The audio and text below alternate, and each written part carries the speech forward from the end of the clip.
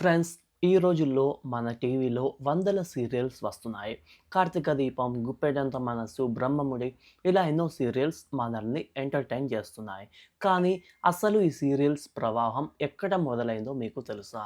తెలుగులో వచ్చిన మొట్టమొదటి డైలీ సీరియల్ ఏది? ఆ సీరియల్ వెనుక ఉన్న ఇంట్రెస్టింగ్ విషయాలు ఏంటో తెలుసా? సో, ఈ వీడియోలో మనం తెలుసుకుందాం.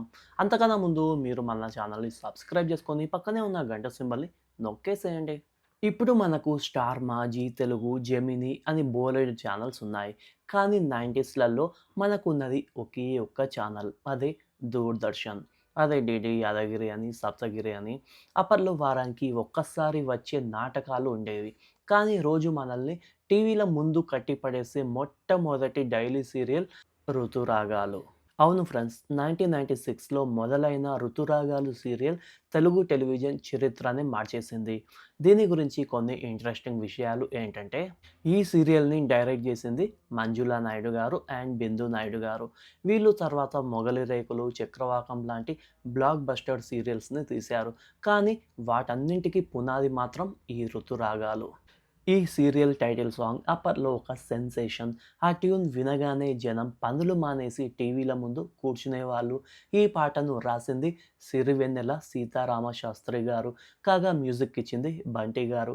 ఇప్పటికీ ఇండస్ట్రీలో ఉన్న చాలామంది సీనియర్ నటులు ఈ సీరియల్ ద్వారానే పరిచయం అయ్యారు. హరిత, ప్రీతి అమీన్, కౌశిక్ లాంటి వాళ్ళు ఇందులో నటించారు. అప్పట్లో ఓటీటీలు, స్మార్ట్ ఫోన్లు లేవు. సాయంత్రం 7:30 అయ్యిందంటే చాలు ప్రతి ఇంట్లో 'ఋతురాగాలు' టైటిల్ సాంగ్ వినిపించేది. అత్తాకోడళ్ళ గొడవలు కాకుండా మధ్యతరగతి కుటుంబాల అనుబంధాల నేపథ్యంలో సాగే కథ ఇది. అందుకే ఇది ప్రేక్షకుల గుండెల్లో నిలిచిపోయింది. సో ఫ్రెండ్స్, అది సంగతి. 'ఋతురాగాలు'తో మొదలైన ఈ ప్రయాణం ఇప్పుడు ఎక్కడికో వెళ్ళిపోయింది. మీలో ఎంతమందికి ఈ సీరియల్ గుర్తుంది? లేదా మీ ఇంట్లో పెద్దవాళ్ళు ఈ సీరియల్ గురించి ఎప్పుడైనా చెప్పారా? కింద కామెంట్ సెక్షన్‌లో తెలియజేయండి. ఈ వీడియో మీకు నచ్చినట్లయితే తప్పకుండా లైక్ చేయండి. ఇలాంటి మరిన్ని వీడియోస్ కోసం మన ఛానల్‌ని ఇప్పుడే సబ్స్క్రైబ్ చేసుకోండి.